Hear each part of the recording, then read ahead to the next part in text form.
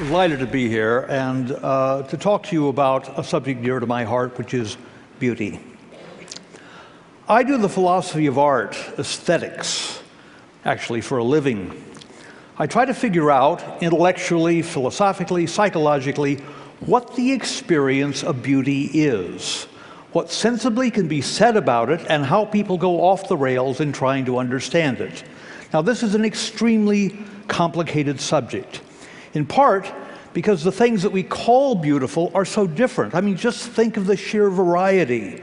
A baby's face, Berlioz's Harold in Italy, movies like The Wizard of Oz or the plays of Chekhov, a Central California landscape, a Hokusai view of Mount Fuji, Der Rosenkavalier, a stunning match-winning goal in a World Cup soccer match, Van Gogh's Starry Night, a Jane Austen novel, Fred Astaire dancing across the screen. This brief list includes human beings, natural landforms, works of art, and skilled human actions. An account that explains the presence of beauty in everything on this list is not going to be easy. I can, however, give you at least a taste of what I regard as the most powerful theory of beauty we yet have. And we get it not from a philosopher of art, not from a postmodern art theorist or a bigwig art critic.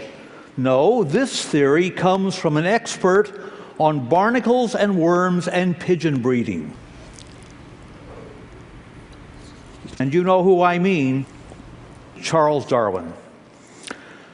Of course, a lot of people think they already know the proper answer to the question, what is beauty? It's in the eye of the beholder. It's whatever moves you personally. Or, as some people, especially academics, prefer, beauty is in the culturally conditioned eye of the beholder. People agree that paintings or movies or music are beautiful because their cultures determine a uniformity of aesthetic taste. Tastes for both natural beauty and for the arts travel across cultures with great ease. Beethoven is adored in Japan. Peruvians love Japanese woodblock prints. Inca sculptures are regarded as treasures in British museums, while Shakespeare is translated into every major language of the earth. Or just think about American jazz or American movies. They go everywhere. There are many differences among the arts, but there are also universal cross-cultural aesthetic pleasures and values. How can we explain this universality? The best answer lies in trying to reconstruct a Darwinian evolutionary history of our artistic and aesthetic tastes. We need to reverse engineer our present artistic tastes and preferences and explain how they came to be engraved in our minds by the actions of both our prehistoric, largely Pleistocene environments where we became fully human, but also by the social situations in which we evolved. This reverse engineering can also enlist help from the human record preserved in prehistory. I mean fossils, cave paintings, and so forth. And it should take into account what we know of the aesthetic interests of isolated hunter-gatherer bands that survived into the 19th and the 20th centuries. Now, I personally have no doubt whatsoever that the experience of beauty, with its emotional intensity and pleasure, belongs to our evolved human psychology. The experience of beauty is one component in a whole series of Darwinian adaptations. Beauty is an adaptive effect which we extend and intensify in the creation and enjoyment of works of art and entertainment. As many of you will know, evolution operates by two main primary mechanisms. The first of these is natural selection, that's random mutation and selective retention. Along with our basic anatomy and physiology, the evolution of the pancreas or the eye or the fingernails, natural selection also explains many basic revulsions, such as the horrid smell of rotting meat, or fears, such as the fear of snakes or standing close to the edge of a cliff. Natural selection also explains pleasures, sexual pleasure, our liking for sweet, fat, and proteins, which in turn explains a lot of popular foods, from ripe fruits through chocolate malts and barbecued ribs. The other great principle of evolution is sexual selection, and it operates very differently. The peacock's magnificent tail is the most famous example of this. It did not evolve for natural survival. In fact, it goes against natural survival. No, the peacock's tail results from the mating choices made by peahens. It's quite a familiar story. It's women who actually push history forward. Darwin himself, by the way, had no doubts that the peacock's tail was beautiful in the eyes of the peahen. He actually used that word. Now, keeping these ideas firmly in mind, we can say that the experience of beauty is one of the ways that evolution has of arousing and sustaining interest or fascination, even obsession, in order to encourage us toward making the most adaptive decisions for survival and reproduction.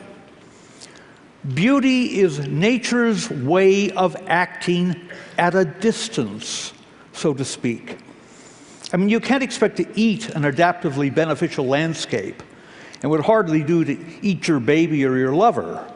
So evolution's trick is to make them beautiful, to have them exert a kind of magnetism, to give you the pleasure of simply looking at them. Consider briefly an important source of aesthetic pleasure, the magnetic pull of beautiful landscapes.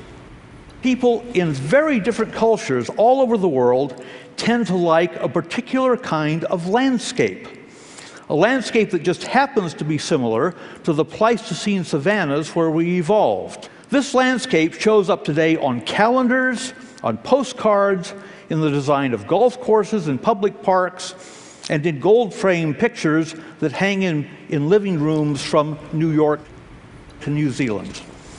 It's a kind of Hudson River School landscape featuring open spaces of low grasses interspersed with copses of trees.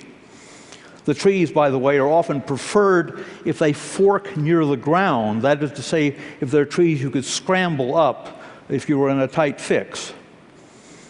The landscape shows the presence of water directly in view, or evidence of water in a bluish distance, indications of animal or bird life, as well as diverse greenery, and finally, get this, a path or a road, perhaps a riverbank or a shoreline, that extends into the distance, almost inviting you to follow it.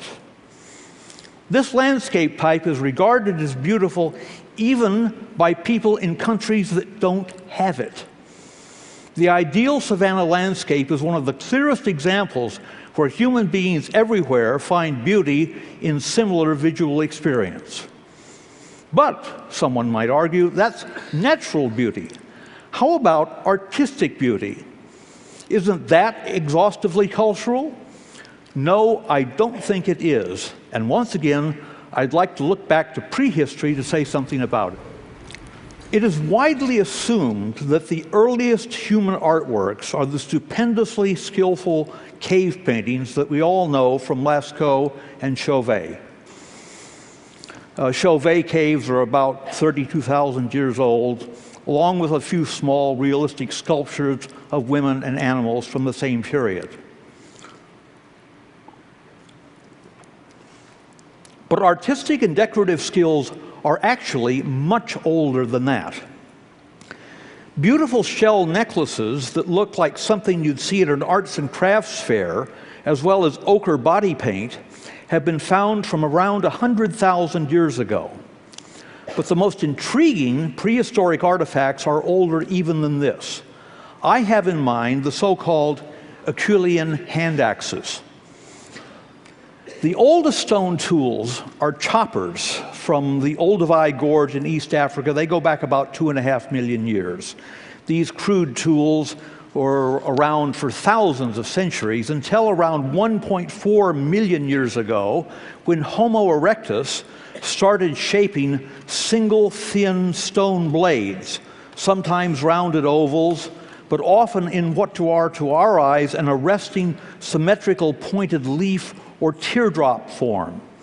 These Acheulean hand axes, they're named after Saint-Acheul in France, where finds were made in the 19th century, have been unearthed in their thousands, scattered across Asia, Europe, and Africa, almost everywhere Homo erectus and Homo ergaster roamed.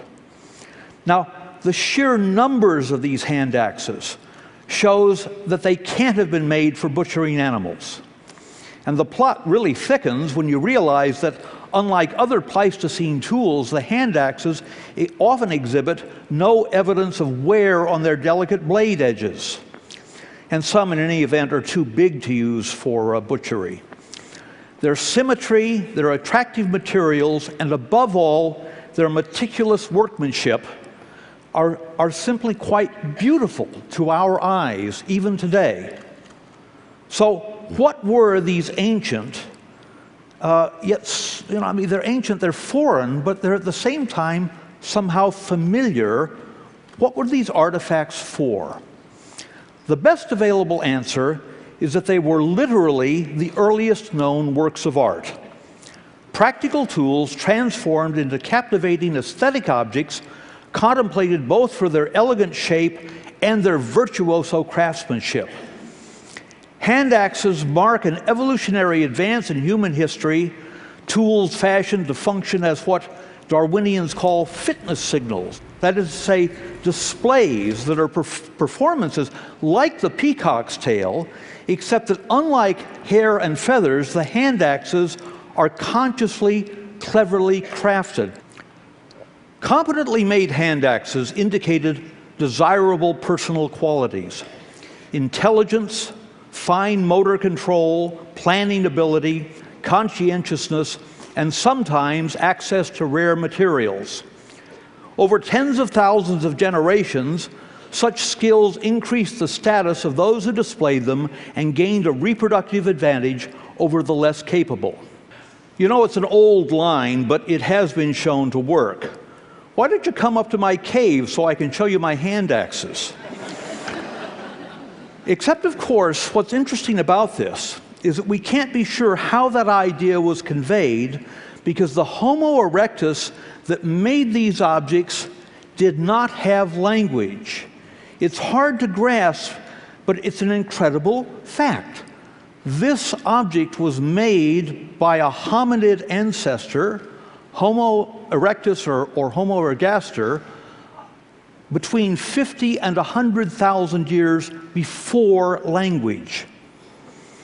Stretching over 1 million years, the hand axe tradition is the longest artistic tradition in human and proto-human history. By the end of the hand axe epoch, Homo sapiens, as they were then called finally, were doubtless finding new ways to amuse and amaze each other by, who knows, telling jokes, storytelling, dancing, or hairstyling. Yes, hairstyling, I insist on that. For us moderns, virtuoso technique is used to create imaginary worlds in fiction and in movies, to express intense emotions with music, painting, and dance. But still, one fundamental trait of the ancestral personality persists in our aesthetic cravings: the beauty we find in skilled performances.